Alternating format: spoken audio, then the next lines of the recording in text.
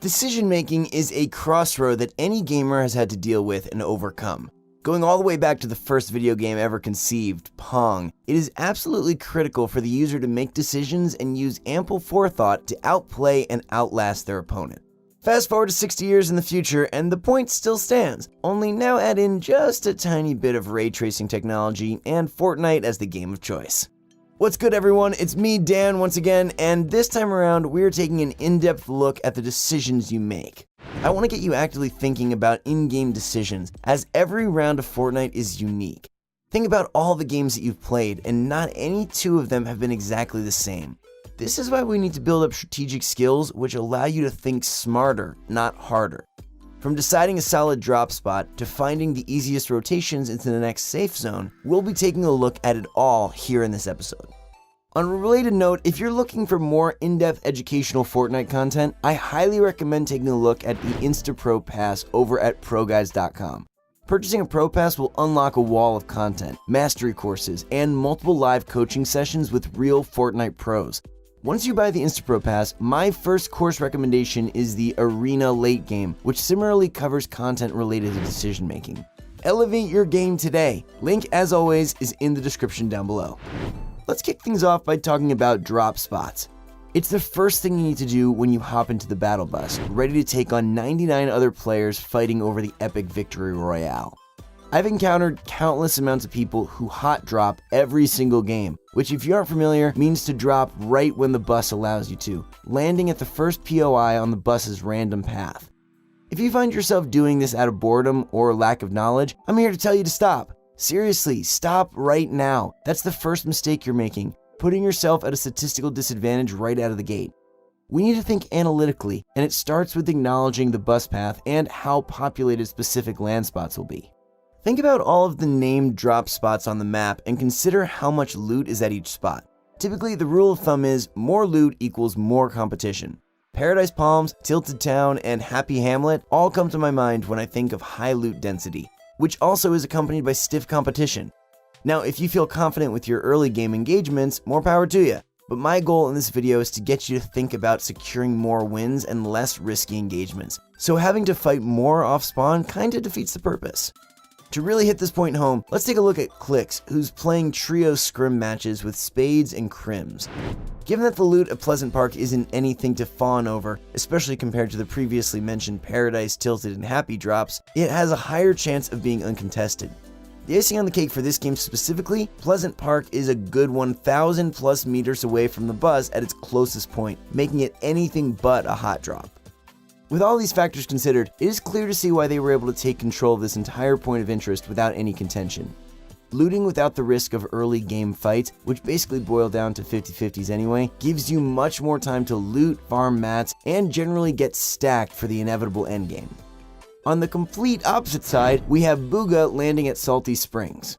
After a bus path that directly crossed paths with the popular POI, I'll just let you guys take a look at this. Take the gun.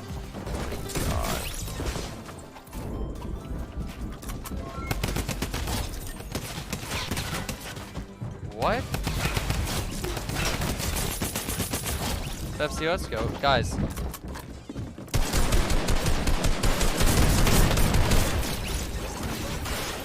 Guys, do not kill me, please. What am I playing? Obviously, some of his fans wanted a bit of airtime, but others were dead set on going for the kill.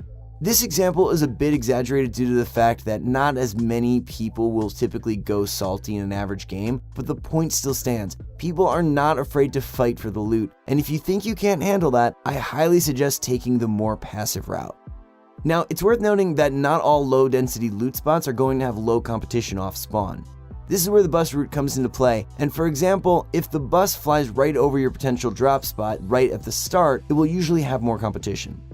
You might not be hot dropping after listening to this video, but among 99 opponents, a handful of those people might just ruin your plans. So really think about this when developing your permanent drop spot, as you can learn the loot paths and have already determined the pros and cons of where you're landing before ever loading into the game. Once you do this, you'll be ready to survive more spawn engagements and move on to the next step, rotations. Rotations are an entirely different beast, and you can't always have a set rotation plan for many reasons. First and foremost, rotations are subject to randomness. Every single game you play will have a different safe zone. One game might pull you towards Polar Peak, while the next is all the way at Sunny Steps. Annoying, right? Well, it's something that all of us have to master if we want better results. Let's break this down into two parts, early game and late game rotations.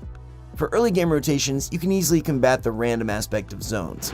Typically, early game rotations are much more limited in scope as opposed to later game rotations, so it should be much easier to come up with a plan before hopping into a game.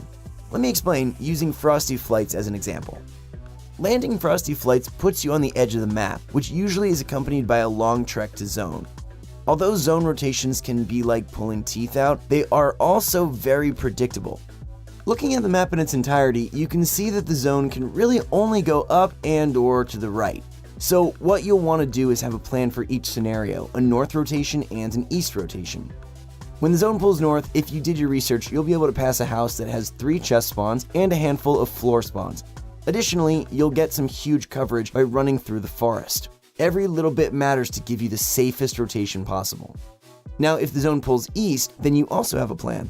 Again, doing your research pays off, folks. You'd know that there's about 5 chest spawns along the backside of Polar Peak. To accompany additional loot, traversing this path also has some dense forest cover, which also grants materials. Doing simple VOD reviews on players that land at Frosty Flights, such as Dubs and Mega or Stompy and Tashinkin, would have made these rotations glaringly obvious. This is important because if you land literally anywhere else on the map, finding pro players that land at the same spot would be a great resource to build your own rotations. On the other side of the equation, we have late game rotations. You've already outlasted a majority of the lobby and can practically taste the dub. Now it's time to hunker down and make smart decisions.